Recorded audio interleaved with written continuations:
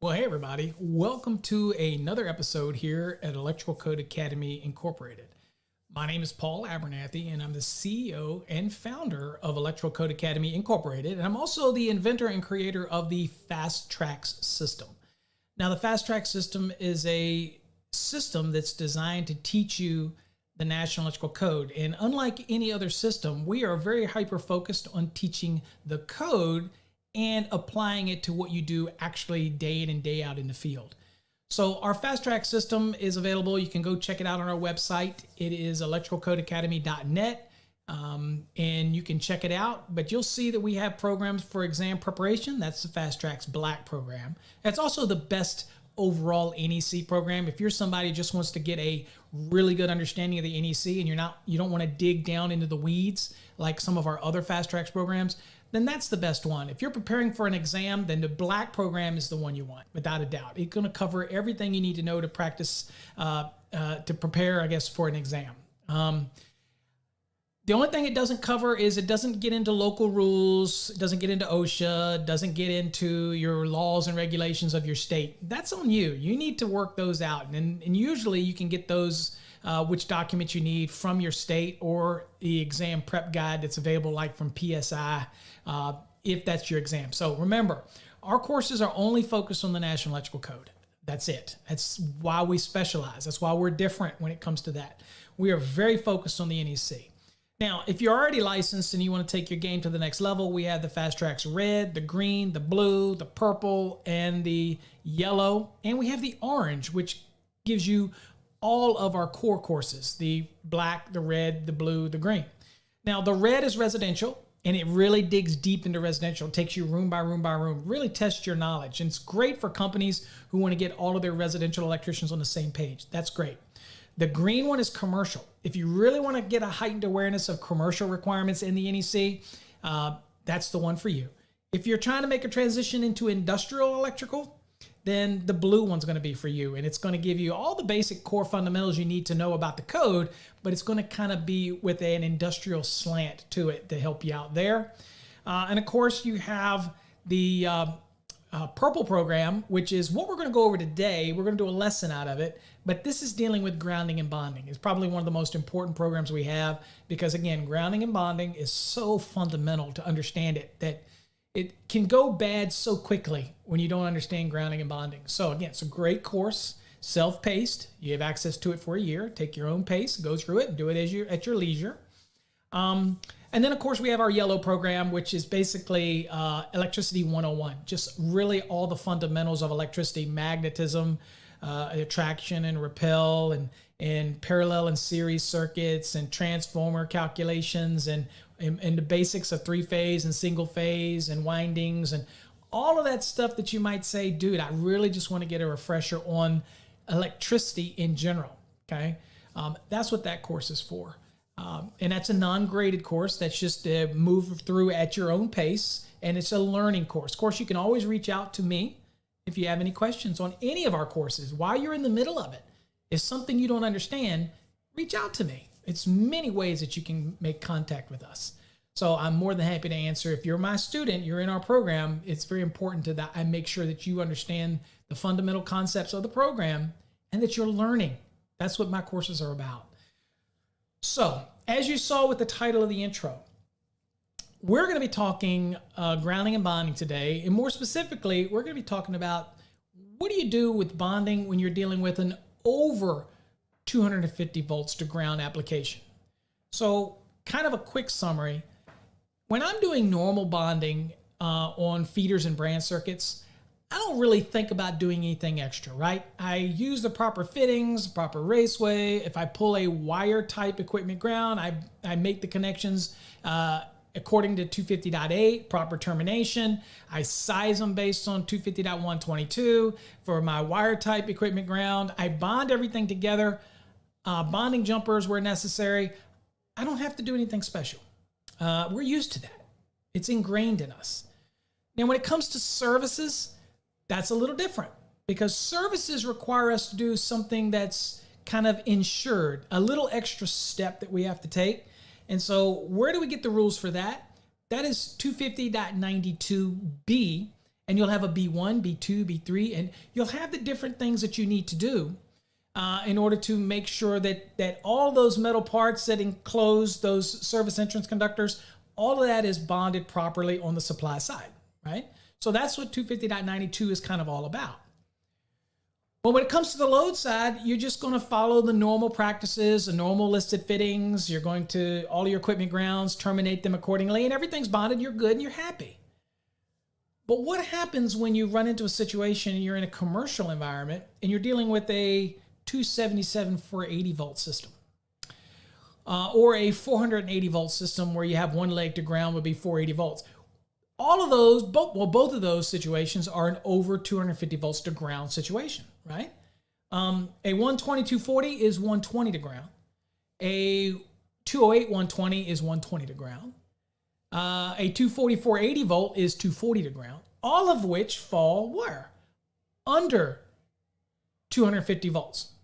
So when it comes to the over, anything that is over, so we're not talking 250 volts or less, we're talking anything over 250 volts to ground. If any of the phase conductors measure that, then guess what?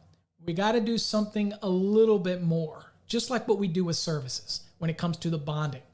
And we're doing this because we're making sure all of these metal enclosures, all these metal raceways that contain those feeders and branch circuits are all bonded together properly. Okay. Again, we got to make sure that we're going to clear an overcurrent protected device. So we have this extra level of assurance that we have to do. So that's what we're going to look at today and kind of break it down a little bit easier. So let's go on and get into the course. And I will go on and get where we need to be. And let's see here. We'll go get kind of in our, oops, there we go. So we're in 250.97, all right? Now, it looks like it's a little bit big right now, so let me go on and drop this down so you can see it. I might have had it a little bigger earlier for a lesson I was doing. Okay, so here's what we're talking about. Well, one, I want you first to make sure that you have your code book. I've got my code book right here. We're working out of the 2020 edition, so 2020 edition of the National Electrical Code. And if you're in the 2017 edition and you're watching this and you're thinking, am I going to get anything out of this? Well, when I look at 250.97 and the 2020 edition, I'm looking and I don't see anything grayed out. And I don't see any margins. So again, this is going to apply to you as well. So again, no need to worry. Perfectly fine in this episode, regardless of what edition you're in. Same rules are going to apply. So we don't have to worry there. Okay. All right. So let's kind of look at the requirements. So if you got your code book, let's look at 250.97 and I'll read what's on the screen and we'll discuss it. So the requirement, remember, we're dealing with over 250 volts to ground in the bonding that's required that you have to do. It says for circuits of over 250 volts to ground, the electrical continuity of metal raceways and cables with metal sheathing that contain any conductors other than service conductors. Remember, we're not talking about that. That's 250.92. We're talking about feeders and branch applications here. Is required to be insured by one or more of the methods specified for services in 250.92B, except for B1. Now, B1 is where you can use the grounded conductor to bond enclosures and things on the supply side. Obviously, we can't do that. We're talking about load side, and that would be an improper case to neutral, create objectionable currents, and we don't want to do that. So we can't obviously use B1. So we can use the other ones, though. So if you were to look at it, you're going to see that there's, okay, so we can't use B1, but there's a B2, there's a B3, there's a B4, right, that we can follow, be able to utilize this. All right, so we know that. So now let's kind of get into a discussion. The system to which this rule applies are 480, 277 volt, three-phase, four-wire systems, whereas obviously 277 to ground would be over 250 volts to ground. So obviously 250.97 is going to apply, right? That's a no-brainer. But there are systems where, again, this isn't going to apply, that you can just follow your normal practices that you normally do every day, day in, day out, your lock nuts, your connectors, your fittings, follow your normal. Those are the 280, 120 volt systems where it's 120 to ground. That is not over 250. It would be 120, 240 volt single phase, where again, 120 to ground would not be over 250. Or the 240, 480 volt single phase, where the 240 volt to ground is also not over 250 volts to ground. So in those applications, just do as you normally would. Use your fitting, use your lock nut at the box or cabinet, have at it, and go for it. Okay? Not a problem. Now, as it says, you see where it says the normal. It says normal bonding methods are considered adequate for most circuits. So just do your normal thing. Special assured bonding is required for some systems and circuits. Now, we talked about what's required for services. That's the 250.92, so we kind of briefly talked about that. And I should also mention, I do have a video that talks about all those bonding requirements for services and really goes in depth in 250.92, but it's not available to the general public. It's by membership only. So you have to go to my website, electricalcodeacademy.net, and you'll see a membership tab up at the top. You join for $9.99 a month. You can cancel at any time. You get access to hundreds of videos. You get access to the rebroadcasts of our Wednesday night fast track sessions to help you learn as we learn as a group. There's tons of podcasts that are exclusive. They're only available to members. Okay? It helps support our channel. It helps support the company. So if you're interested in showing your patronage in that and wanting to support us, I think it's less than $120. I think it's $119 a year. You get access to all of it. Plus any webinars we do, you get exclusive access to those as well. And there's a great 12-hour grounding and bonding series inside of those exclusive membership area that's, again, only available to subscribers. So check that out if you're interested in that, okay? We do go in depth. Okay. So services require a little extra, as we talked about. Obviously, the second one you see here is over 250 volts to ground. That's what we're talking about today. And of course, hazardous locations and 250.100 have some other requirements that you'd have to meet. And of course, the wiring methods that are listed in Chapter 5, whether it's 501, 502, 503, or what have you, they've got their own wiring methods and the listing requirements that you have to follow. Again, all of those things. So all of those areas have enhanced bonding requirements, okay? That over and above the normal bonding that you would do for a normal branch circuit or a normal feeder application, okay? So we're going to look at that. Now, for these over 250 volts to ground circuits, the purpose of this additional insured bonding is to eliminate the shock hazard created by that higher voltage. Equipment can be energized by the fault that is downstream from an open or a broken connection or connector or coupling. Okay, now such a condition can result in hazardous shock exposure to any person that comes in contact with that downstream because it creates differences of potential between the two touch points. And in many cases, that voltage can be as high as 277 volts or even higher, depending on the system that you're dealing with. So there is an elevated hazard. So keep that in mind. And again, I tell people all the time, bonding is critical. Making those connections properly, making sure those fittings are done right, all of that's essential to a safe system, and it provides an effective low impedance ground fault current path back to clear an overcurrent protected device. And that's what we're trying to do, okay? Now, that's what your equipment ground does.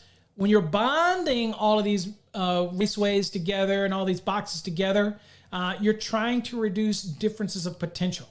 Okay, so, but one thing to keep in mind is some of these raceways might be part of that effective ground fault current path. So that's why, again, I reiterate, making those connections are truly important, and taking a little extra pride in making those connections really are going to go a long way for a safe system.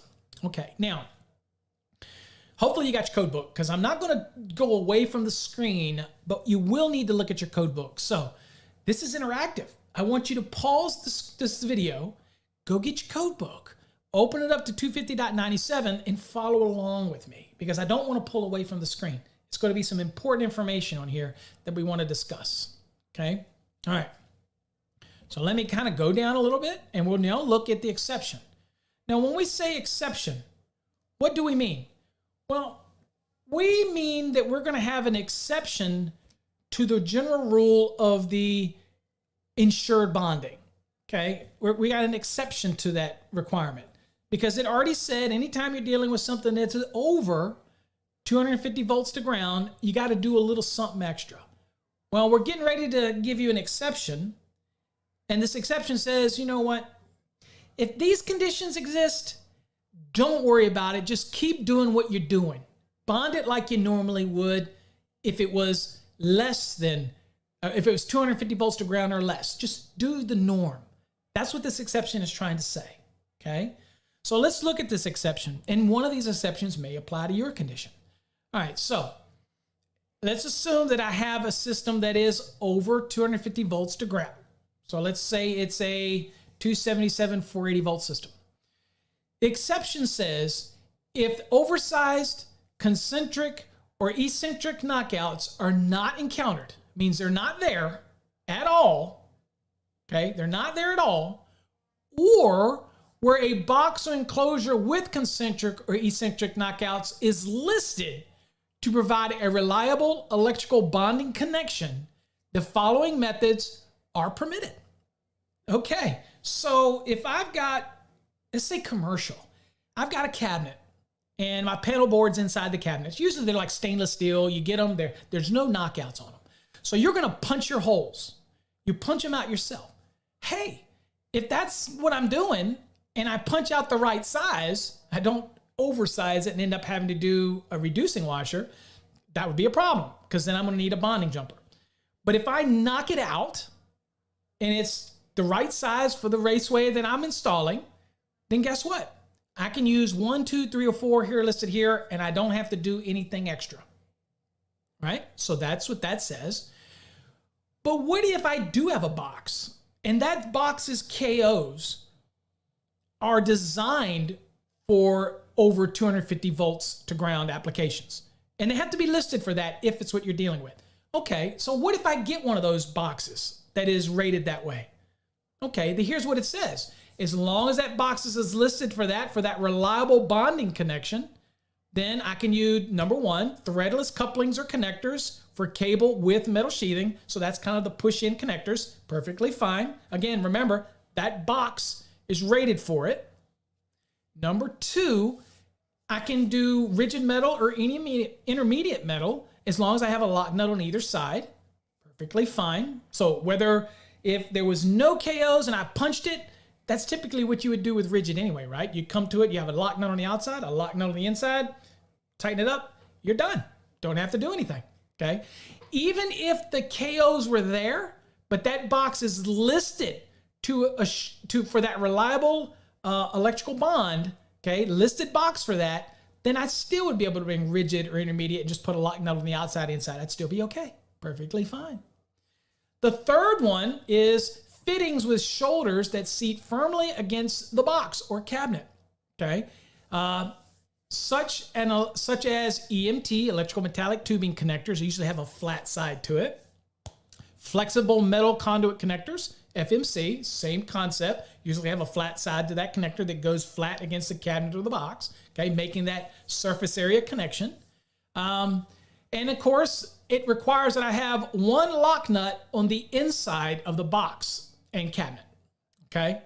So this basically means, look, if I have a cabinet for my panel board in a commercial environment and I punch a hole, then I don't have to do anything different. I just make sure that if I'm using EMT, that I use a fitting that's listed because they're required to be listed. The DOC 6 requirement for all of those wiring methods require listed connectors and fittings. So it makes a connection to the cabinet. The EMT goes into it. You screw it down properly. Everything is done. I'm done. I don't have to do anything. No bonding jumper required. Okay. Now, if I have a box with the KOs on it and they are rated for over 250 volts, then I'm still okay to bring the EMT with the connector to that box and not have to have any bonding jumpers. It's perfectly okay because those KOs are rated for that application, right? Makes sense? Now, that's not to say that I can't use a regular metal box, but if it has concentric or eccentric KOs and it's not rated for over 250 volts to ground, but the circuit I'm bringing there is, then I'm going to have bonding jumpers. Unless I can remove all of those KOs and I have the pure hole like it was punched, and then I would still need what? A bonding jumper? No, I would not if it doesn't have any of those KOs there. You with me? Okay. So it's one of those things that you gotta kind of look at it. Now, I will tell you that most of the cabinets that we have with KOs that are already there in a concentric or eccentric, they're probably not rated for over 250 volts to ground. So you need to check with the manufacturer. I'm not into the business of saying every one of them. I'm sure somebody out there will say that's the case. I'm just telling you to check. When in doubt, use bonding jumpers. Okay. Okay.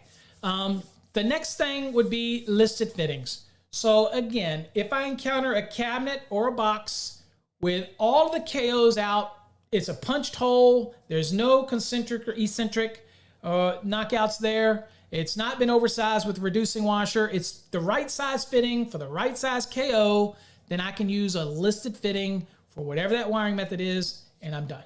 I don't have to do anything. I don't need bonding jumpers on that. Okay.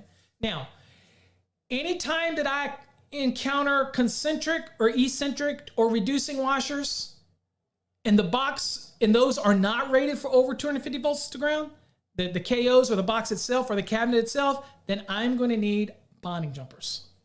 Flat and simple. Okay. To make this work. All right. Okay. Also, I'll just kind of give you some reminder because it does say that you meet the other than this exception, it's telling you to meet the requirements of 250.92 B2, 3, and 4 are options for that. And I just want to look at that. So if you got your code book, okay, and this is not using the exception, okay, this is saying if the exception didn't apply, then I have to use one of the methods in 250.92 B2, 3, and 4 because I can't use B1 because that is a connection to the grounded conductor. And we don't do that on the load side of the service disconnect without some exceptions. So if you look at 250.92B, 2, 3, and 4, number 2 is covering threaded couplings and listed threaded hubs. That is like the hubs that go into the top of a cabinet, thread into it. That connection to the box, usually with bolts, is fine. Number 3 is threadless couplings and connectors if made up tight for metal raceways and metal clad cables. Example of things like Meyer hubs and things like that are listed for that application. Those would be okay. And because they're listed here, those would have to be listed for service entrance applications because they're listed under, they're given under 250.92B, right? And we're talking services. So you got that. And of course, number 4 says other listed devices such as bonding type lock nuts, bushings, or bushings with bonding jumpers. I will tell you, you could only use a bonding type lock nut if you removed all of the concentric or eccentric knockouts and your fitting and everything was perfectly sized for that hole. Okay. If that was the case, then you can use a bonding type lock nut, even in a service application, if you're not dealing with any KOs at all. Okay. Or any reducing washers at all. Otherwise, you're going to need bonding jumpers. Okay. So these rules still apply if you're dealing with 250.97 and the exception doesn't apply. Where the exception does apply is essentially where it says, look, you have no KOs. It's a perfectly punched hole. It's the perfectly right size for the fittings. I'm good. You're fine. No problem. Or if my box or cabinet is rated, and these KOs are rated for over 250 volts, then I'm still okay to use any of these methods here because of the rating of that box and those KOs. I'm perfectly okay there, and I wouldn't need a bonding jumper if you follow these rules. Make sense? Okay. All right, so now what I want to do is look at the discussion and read it, and kind of it helps elaborate on this discussion. So let me make sure I get that down so you can see it. And we've got an image that we can look at here. So the discussion. This exception has become the rule for these installations. Few installations of these over 250 volt circuits are made with service type bonding. such as bonding bushings with bonding jumpers or bonding type lock nuts. Most installations include cable connectors or EMT connectors with a shoulder on the outside and a lock nut, or a snap-in connector that does not require a lock nut. Okay, as we saw those in the list. For a metal box with servo wiring methods connected without a bonding jumper being required. And remember, let's look at this graphic, because this is where we're going to kind of hammer all of this home and use this example of the box to kind of hammer that. So let's assume this box was a standard knockouts. Okay, if there are standard knockouts in it, then I'm going to need, and it's over 250 volts to ground, I'm going to need a bonding bushing with the jumper. Okay, it's just a no-brainer, right? Now, if I remove all of the KOs from it, and it's the proper size, and I'm not using a reducing washer, then guess what? I'm okay as long as I follow one of the methods listed in 1, 2, 3, 4 of the exception in 259.97. And of course, what are we going to use? We're going to use the listed fitting for the wiring method of choice, and we're going to be okay.